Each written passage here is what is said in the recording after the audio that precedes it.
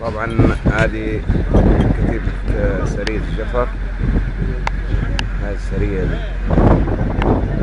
الممتازة قامت بأول عملية، وهذه العملية طبعا حصيلتها مجموعة من السيارات والراجمات والمدافع الرشاشة. وفي منطقة جفر سد الشياب وسد سيد منير أحد الرماة ممتازين على ال 14.5. محمد الكوبا وتديرة. ونلقوا نظرة على الغنايم.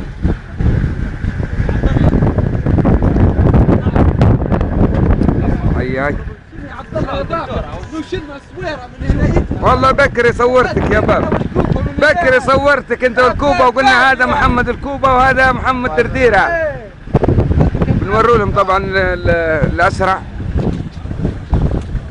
من الاسرع اسمعوا من الاسرع شباب القرية وخالد البليعزي وخالد السالك، جميع من المجاهدين الابطال. الله اكبر الله اكبر. صاروا فيهم طن شخشومة 23 الحمد لله.